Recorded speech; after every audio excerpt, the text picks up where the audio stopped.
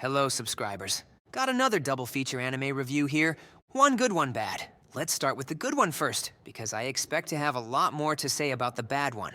Both the animes we'll be looking at today have been declared Christian animes by the Christian Anime Podcast. But that may not mean much, since he has a pretty loose definition of what makes an anime Christian. I am a little more strict with my determination of what constitutes Christian. We also don't agree on all animes that we would recommend, but I tend not to disagree with his reasons. For example, he didn't even finish the first season of Jobless Reincarnation, which I thought was great, and I think he's missing out on a great story. But I understand his reasons and agree that the sexualization in that show is stronger than it needs to be. I just think it's worth it.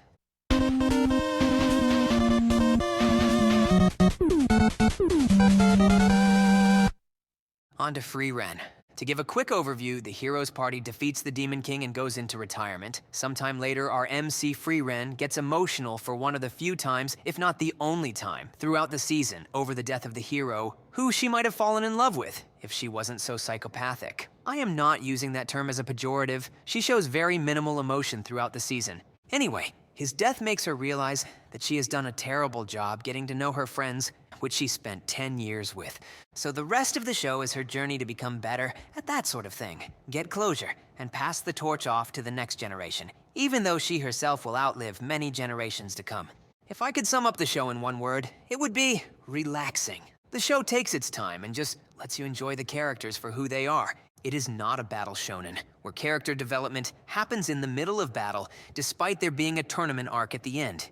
There is just one nitpick I have with it, and that is something I've expressed before in other videos, or at least one other video. I hate when characters are portrayed as older than humans typically live, that somehow that makes them experience time differently in some way. The first and probably most egregious one was Heroes. When the guy with a healing factor lived over 400 years, got his power stolen, he turned to dust, as if his ability to heal was somehow literally pausing time for him. Even if you believe humans couldn't possibly live that long, it still wouldn't make any sense that he would just turn to dust. The next was Doctor Who and Sword Art Online, which both portrayed the idea that humans can't store hundreds of years of memories without either forgetting important details like their own name or dying. Frieren is the least bad out of these examples, but it is still bad. Nonetheless, people will say that Frieren experiences time differently than humans because she lives so long and has lived so long, but that is complete cow pie. Just because you live longer doesn't mean you experience or even perceive time differently. You can have a different perspective on it, but you're still experiencing the same time passing by at the same rate. Frieren will constantly say stuff like, 50 years is no time at all, but I don't care how old you are. 50 years is still a long time.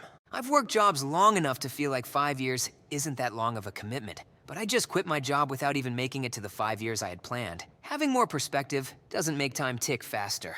A watched pot never boils, and time flies when you're having fun. These sayings are true no matter your age, and Frieren just straight contradicts them because writers don't know how to write characters that live long. Tolkien knew how to write old characters. I don't think I ever cringed at one of his elves talking about their long life. That's my only gripe with Frieren. It is a 4-star anime.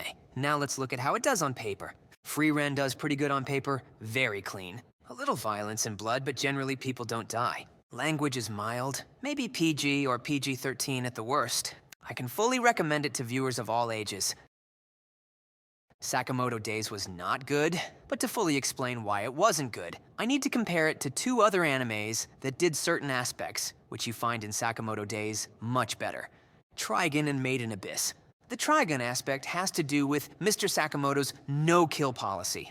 Mr. Sakamoto allegedly chooses not to kill because his wife doesn't like it and threatens to divorce him if he does. I say allegedly because he of course does kill, but I'll get to that in a moment. The problem here is that there is no depth to his commitment. It's not a personal choice he made, just a practical one in order to keep his wife. Unlike Vash the Stampede from Trigun, who literally went out of his way to save a man he shot from dying and refused to kill even the worst villain he faced, and instead chose to capture him. There was actual weight in his choice not to kill.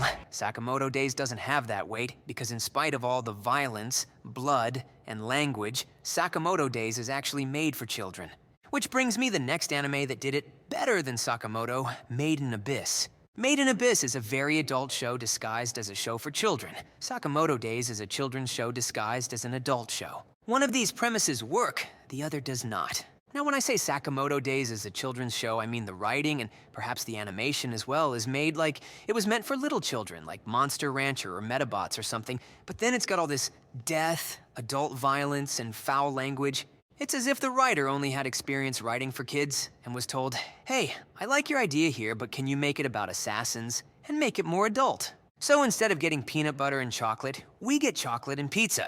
Made in Abyss was great. The childlike innocence of the main characters kept it grounded and acted as a flashlight to get you through the dark parts. Sakamoto Days, however, just felt amateurish, and it's not something I can fully explain. It just felt weak and childish, like Fairy Tail was literally a power of friendship anime, and it had more character depth than Sakamoto. One example of the terrible writing I can give is that Sakamoto doesn't follow his own no-kill rule.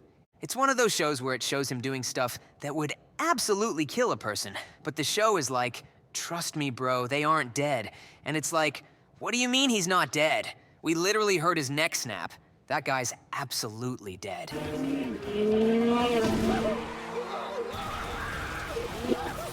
Dead!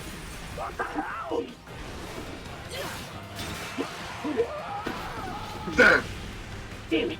You're dead! Huh? Dead! Sakamoto Days gets 2 stars. Now let's see it on paper. Very similar to Frieren at first glance, but of course it's much more violent and has more blood. And its commitment to not killing people is done very poorly and downright hypocritical. Language is also much worse. I would say rated R.